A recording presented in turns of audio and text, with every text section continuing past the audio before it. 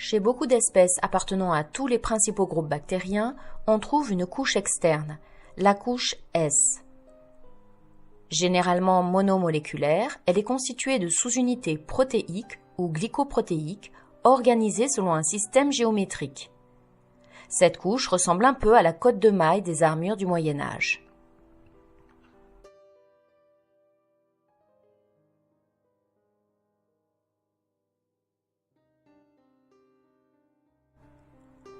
Les souches bactériennes cultivées au laboratoire produisent rarement une couche S.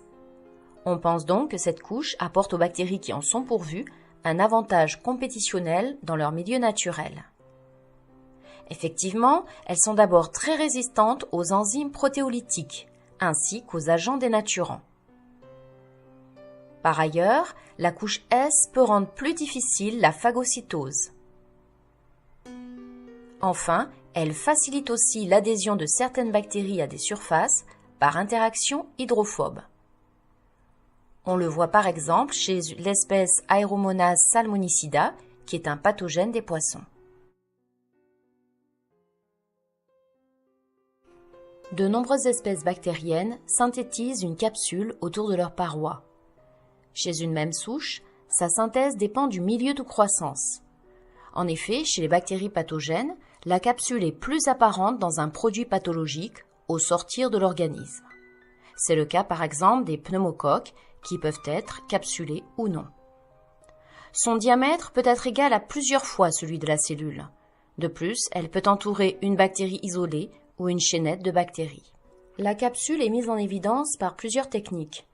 La première, la plus simple, est la coloration négative à l'encre de Chine, suivie d'une observation au microscope optique.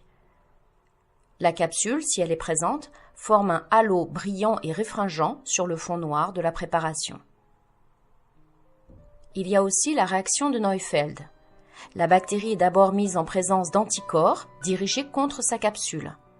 La formation des complexes antigènes-anticorps provoque le gonflement de cette capsule qui devient alors visible au microscope à contraste de phase. La composition de cette couche varie beaucoup d'une espèce bactérienne à une autre. Elle est en général de nature glucidique. C'est en tout cas une couche amorphe, plus ou moins épaisse et visqueuse. Les colonies observées sont alors de type M. Si cette couche reste bien attachée à la bactérie, on l'appelle capsule.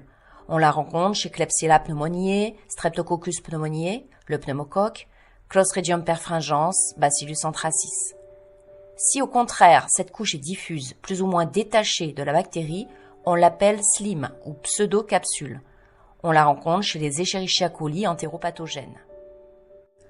Lorsque les polysaccharides sont libérés dans le milieu extracellulaire, ils sont appelés exopolysaccharides, les EPS.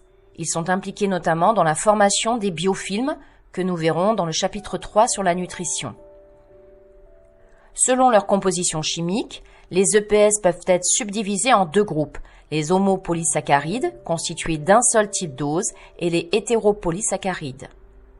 Parmi les homopolysaccharides, on retrouve les dextranes, produits par l'Euconostoc mesenteroides, les glucanes, par Streptococcus mutans, les levanes, par Streptococcus salivarius.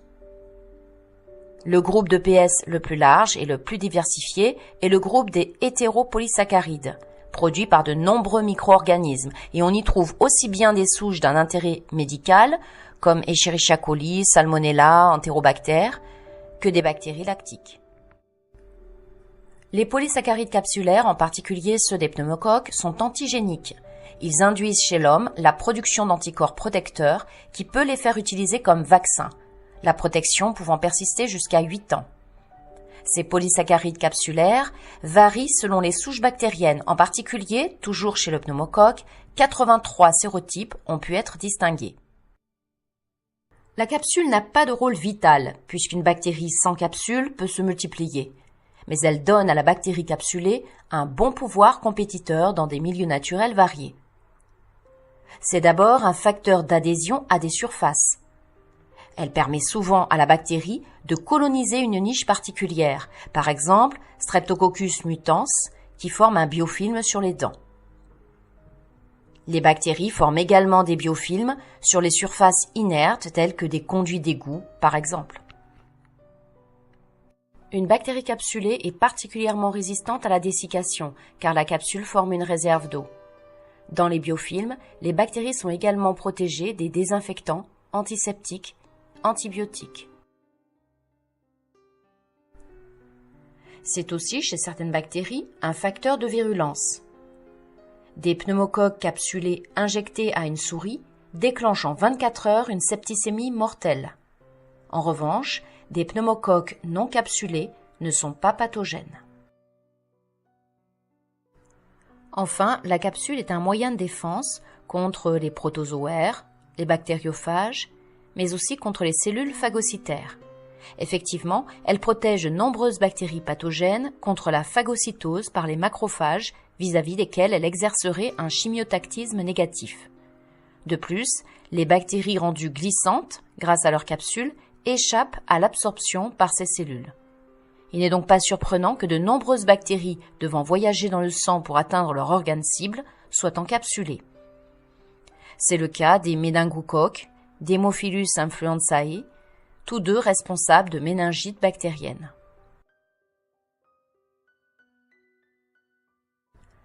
Les bactéries lactiques sont reconnues comme GRAS, c'est-à-dire inoffensives pour l'homme et l'animal. Ceci rend leurs EPS très intéressants pour l'industrie agroalimentaire, en particulier pour la fermentation du lait. En raison de leur caractère technologique, nutritionnel et éventuellement thérapeutique, ces bactéries jouent un rôle central dans le traitement du lait pour obtenir des produits fermentés, comme par exemple les fromages et les yaourts. Elles fermentent le lactose en acide lactique, en partie responsable de la coagulation du lait. Les bactéries lactiques contribuent ainsi aux qualités organoleptiques et rhéologiques des produits laitiers fermentés. Notons qu'elles interviennent aussi dans la fabrication de nombreux autres aliments non dérivés du lait. Parmi les exopolysaccharides d'intérêt, on rencontre les dextranes, synthétisés par l'Euconostoc mesenteroides. Ils sont utilisés pour la stabilisation et l'épaississement des sirops, ou encore comme substitut du plasma sanguin, perfusé en urgence en cas d'hypovolémie, ou bien pour la fabrication de larmes artificielles. La gomme xanthane, synthétisée par Xanthomonas campestris, donne des solutions très visqueuses à faible concentration. Elle est autorisée comme additif alimentaire aux États-Unis et en Europe depuis longtemps. Elle est utilisée dans une vaste gamme d'aliments car elle est compatible avec la plupart des autres ingrédients alimentaires.